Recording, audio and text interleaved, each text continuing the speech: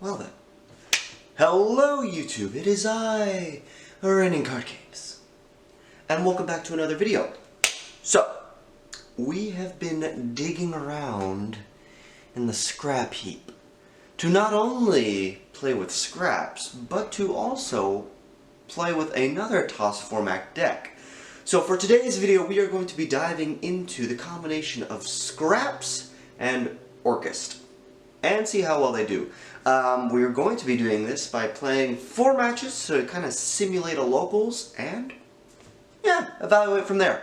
But before we go ahead and take a look at the deck, if you would be so kind as to like, comment, subscribe, I would graciously appreciate your support. Anyway, let's go ahead and check out the deck profile. With a box of scraps! Alright, let's dig into this. So, Scrap Orcust. Now, pretty straightforward in terms of the basic combo. I want to use my scrap cards first, i.e. I have to get to Scrap Recycler. Scrap Raptor helps us because if it's normal summon it, target it, destroy it, gets me a search of a Scrap Recycler. I get an additional normal summon, so I will summon this Recycler, and then this is where I will send in the Rosenex. Rosenex, banish from graveyard, get a token, so I can link summon with the 2 up into Scrap Raptor. Scrap Raptor then has a really good ability, either going first or second, depending on how your cards play out. If you're going first, you will need a set a card that you're probably not going to use this turn, that is going to get destroyed, so that way you can still proc its effect, so I can lead up to a Scrap Golem to get from deck and recycle Scrap Recycler. Pretty good. This eventually will culminate in us getting up into the Orcust line with our World Wand, which we can then also further extend with Recycler to get Nightmare, and then so on and so forth, basic Orcust combo. But yep, 3 Raptor, 3 Recycler, 1 Golem. We've got triple Magnite Orcust Girsu. We've got the 1 Nightmare, the 1 Symbol Skeleton. We're running 2 World Wand. We just want to make sure that we don't brick on it just in case, so we have a little bit of consistency if need be. Machina Root Force Dark Machine that we can send, also just really helpful in getting a big bungus on the board. Same thing with Machina Fortress, just another way to special summon, also potentially fix our hand if we draw any of our pieces that we don't want. Same thing goes for Jet Synchron. This also does enable some really good synchro plays for us if we have the capability to do so. Triple Ash, triple Imperm for hand trap lineup. We've got double Kashtira Fenrir. This deck has the capability to go second. It is not strictly restricted to going first. If we are going second, helpful tool to have Fenrir in the deck. Triple Scrapyard, triple Fossil Dig. This is going to help us get to our Scrap Raptor and then get to our Scrap Recycler. We've got the 1 Orchestrated Babel. We've got the 1 Orchestrated Return. We've got the 1 World Legacy Succession, which is searchable, i.e. we set it to our field via the effect of Lib, which goes along with the combo line. We also run triple Crossout and the 1 Called by the Grave. This deck has some severe choke points. We want to make sure that our choke points do not get noticed and targeted. Triple Inform, and then of course the 1 Orchestrated Crescendo. In terms of the extra deck, Link Karibo, really important for the token if we need to, so from Rosenex to transition it into an effect monster so they can open up further plays. IP, SP, double Scrap Wyvern, double Orchestrated or Galatea, the Orchestrated Automaton, the 1 Lib, Nightmare Unicorn, 1 Long Girsu. Now, Appaloosa is functional in the deck, but I have to time it properly. Because of the Orcust Nightmare, I will be locked into Darks. It's important that I summon this before going into any Darks, which I can do by usually using a Scrap Wyvern and a Lib. Those make it up to a 16, 2 negates on the Appaloosa. Also, I can use the effect of Orcust Nightmare to send big monsters to increase Appaloosa's attack. Gets me more negates. Really good. Access code for cleaning out games. Ding Girsu is one of the heart and soul of the deck. Really important combo piece, so that's why I want to have 2 copies at all times in the deck. And then the 1 Borreload Savage Dragon. If we have extra extension, that Jack Synchron can not only fix our hand, but it also can climb us into an extra monster on field. And then a fairly generic sideboard, which can either help us facilitate even more going second if we really need to lean into that, or just shut some games down going first. Anyway, let's go ahead and see how this deck performs. Alright, so for match number 1, we get to go first, and we special summon out the Fenrir just as a target that we can have on field. We get hit by a Droll and Lockbird, so that kind of ends our field with just a Orcust Girsu and a Fenrir. I could have gone into the Galatea, but I opted not to. We'll see if that hurts me, but I'm going up against Fluandari, so this is gonna be tricky. They go ahead and activate the Time Tyrian Morganite, and they call it a turn, so they don't have anything to follow up, which is good for me because now I can start to assemble my field. So far, all my plays with my Scrap Raptor going into the Recycler are uninterrupted, and this time around I have 2 extra material on field. So at this point now, I am trying to assemble lethal. I end up popping my Imperm since I feel like I won't need it as I can close out this game. And just because I want to keep as many monsters on the field as possible and accumulate as much attack points as I feasibly can. I go ahead and World Legacy Succession out the Scrap Recycler once again, and this time around I go for the Jet Synchron to get my Nightmare back into the grave from my hand, so that way I can also climb on up into an Access Code Talker so I can really punch in hard for damage.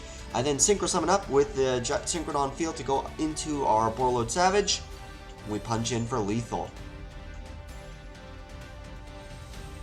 For game number 2, we are going second this time. We go ahead and Ash the Prosperity so that they have to work with what they have in hand. Unfortunately, they draw Duality, which is incredible for Flu. So this is going to be hard. They go ahead and activate the Advent of Adventure, and then they go ahead and activate their field spell. This is going to be a bit of a predicament, but I do have potential lines in my deck that I can get through. I just have to see what kind of interruption that I'm dealing with in terms of what they can put down. Also, that Harpy's Feather Storm is looking nasty, and once they deal with that, I don't know if I'll be able to push through it, but we'll see what I top deck. I top deck Symbol Skeleton, not the best. I try to summon out the Fenrir, and then I go for the Fossil Dig, see if I can't get my scrap line onto play. This is where it switches into our turn, comrade. And they start to normal summon, they bring out Robina, Robina grabs them, and then yeah, they bounce my field with the Ryza. I try going for the Fenrir, no point. Yeah, let's just go to game 3. Game number 3, I get hit with a D-Shifter. Sucks. So I just kind of search out my deck a little bit, hope for the best that I can somehow push through and not get punched for lethal. But yeah, D-Shifter really hurts this deck. Ugh. Kind of wish I had a target for it with the Crossout Designator, but unfortunately I don't. But they don't have lethal. I just take the Apex Avion damage and we move on to my turn. Now my graveyard is finally back online. I go ahead and bring out the Scrap Raptor as well as the Machina Fortress. I lose my Jet Synchron, which is not the best. I would have really liked to have that to have extra extension, but Our turn. Our turn. I try for the Scrap Raptor, that does pop off, but unfortunately I have the Ash for the follow-up, but I do have the Crossout Designator, which unfortunately does get negated by the Apex Avion. So I just have a Machina Fortress. I try to sink in some damage and pass it back over to my opponent. I have another Crossout set on the field, but honestly, if they have a way to deal with my Machina Fortress and push for lethal, this is not looking very pretty. And I'm now looking at 2 M-Pen on the field. Yeah.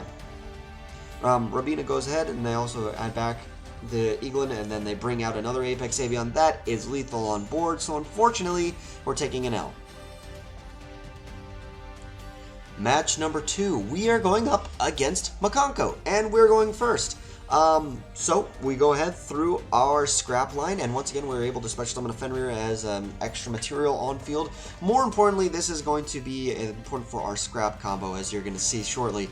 We use the Rosenex to banish to get a token, then we climb up into the Scrap Wyvern. Scrap Wyvern pops a Recycler. Recycler brings, because of Wyvern's effect, brings out the Golem, and then we have to pop the Fenrir, so that way we can keep all our scraps onto the field. We bring out the Recycler again, send through, using our Fortress, we get our graveyard set up. With the Lib, we bring out the World Legacy Succession, we bring back the Scrap Golem so we can resummon the Scrap Recycler once again. Off of its effect, we can then dump a Jet Synchron. That Jet Synchron will be handy in getting our Nightmare back into the graveyard. We're protected because we have the Appaloosa for 2.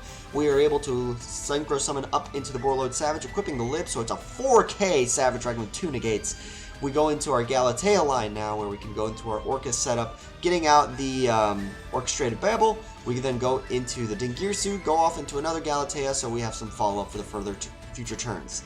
Pass over. We get Kaiju for the Savage Dragon, not the best in the world, but we can still make this work. Using Galatea's effect, we can set Crescendo, not live this turn, but for the future follow-up, we bring out our Dingirsu to deal with again, so that way we don't have to deal with any of those lines. They bring out Starslayer.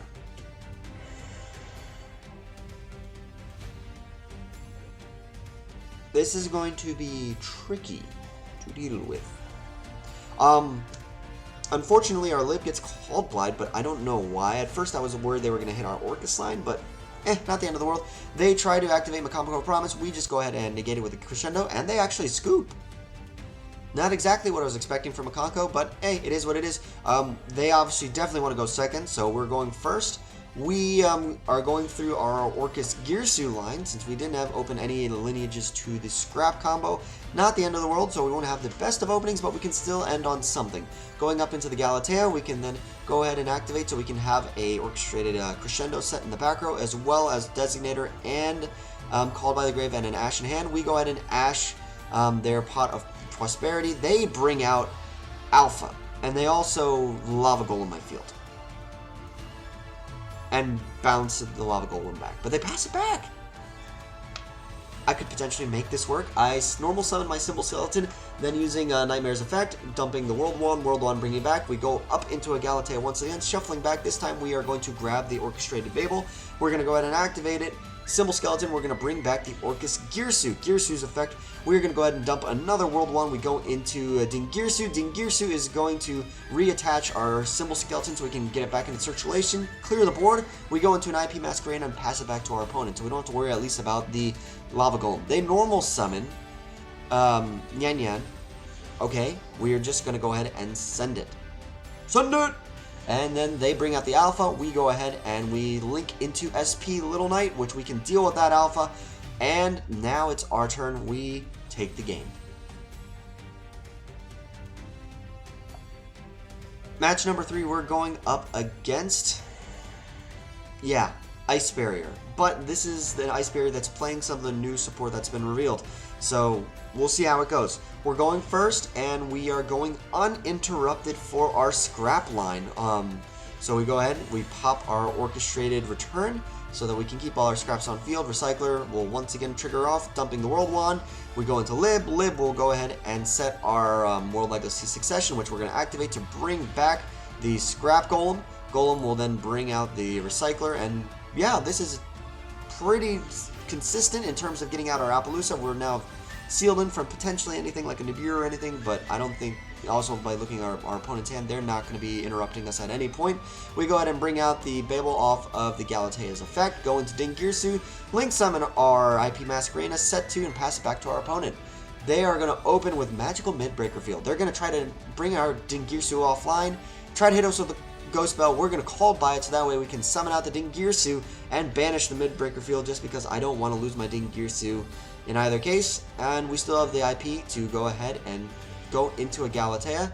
We're going to negate the General Wayne in hand, and then we're also going to set an Orchestrated Crescendo in our back row. They're going to try for the Calm after the Ice Barrier Storm.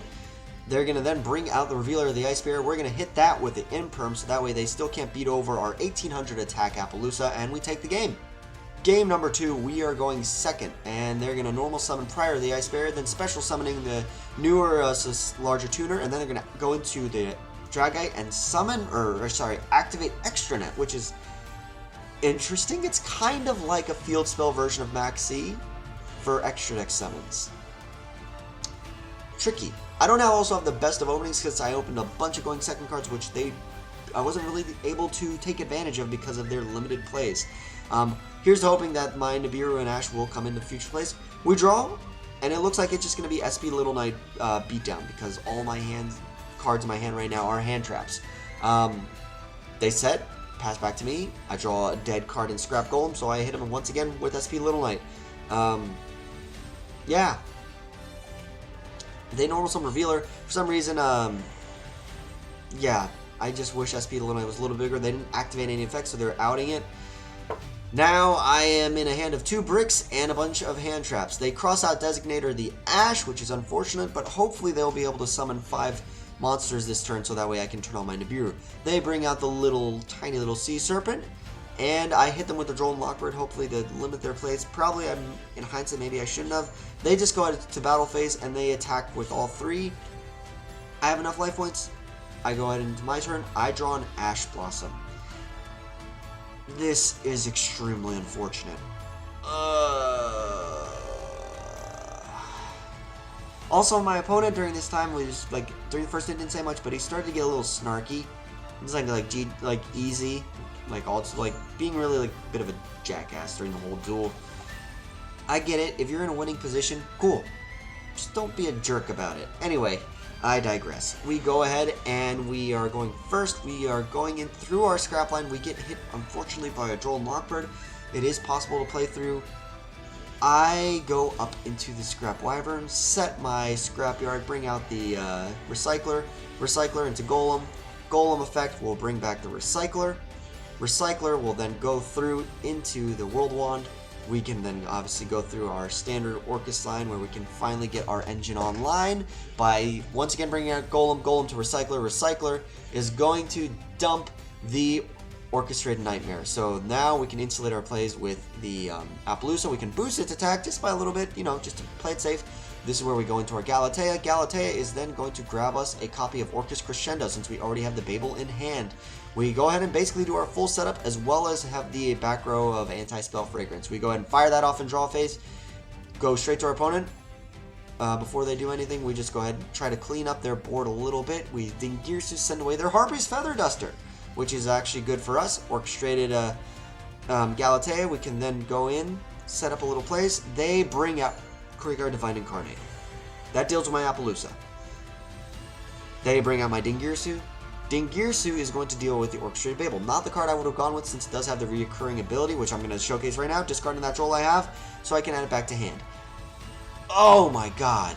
This person is playing Shadow Imprisoning Mirror. It's a great card. Yeah. This is basically an auto win. I have lights. I have the scraps, but if I don't have access to my scrap line, yeah. That's an annoying way to go out, but it's okay. We go on to match number 4. Match number 4, we're going up against Horus Labyrinth, Wall, Shadow, Gate Guardian. Let's just call this Forest Gate Guardian, or Gate Guardian Horus. I don't know, however you want to word it. But anyway, they bring out Thunder and Wind, and then they use their Magician Shills to come out, get a couple of extra draws. And, they're slowly starting to peel word. Then, King Sarcophagus does hit the field. This card is really annoying to deal with. And this is now where we start to see their Horus line hit the field. This is where they're also going to reveal they're going into the SP Little Knight as well as the Therion King Regulus. This is going to be a tough board to crack. Part of me is looking at this entire time. Do I want to try to break through as they also bring out a Zombie Vampire? They reveal that I'm playing Scrap at least, but not Orcust. I think I can play this through. So giving as minimal information as possible to my opponent, I need to let them know that I'm only playing Scraps, not Orcust. So hopefully that will impact how they sideboard it against me. I go ahead and normal summon the Scrap Raptor. Scrap Raptor will then go ahead and grab me a copy of Recycler, which we're going to go ahead and normal summon, dumping out our Christian Rosenex, banishing that to get us a token, so we can then link summon up into the Scrap Wyvern. They're going to try to hit me with the Ghost Mourner, but we have the Call the Grave to deal with it, so that way we can insulate our plays. Wyvern is going to go ahead and bring out the Recycler, pop it, so we special summon the Golem. Golem is then going to bring back that Recycler so we can do this combo. We've been recycling over and over again throughout this entire video. We actually have the opportunity, since we drew the World Succession, to go into a 3-mat Appaloosa. We can still activate the Succession, bringing out the Scrap Golem, and yeah, we have extra negates on Appaloosa. This is a pretty good position. Galatea is going to go ahead cycle back a card, bring us out the Orchestrated Babel. We're going to go ahead and activate it. We're going to go into Dingirsu, link summon away into IP Masquerena, set our infinite impermanence, pass back to our opponent. They're going to go into the Retrain Gate Guardians combined. They're going to activate double attack, dealing with the Appaloosa. Our Dingirsu is going to deal with the Gate Guardians combined. They're going to bring out Thunder and Wind. We then go into SB Little Knight, banishing that monster. They're going to activate its effect, going into Sangha of the Thunder. That's okay. I activate Nightmare just to boost up my Little Knight to take less damage. Also set up my graveyard for future plays, so that way we can come back on the following turn. For turn, we draw Scrapyard.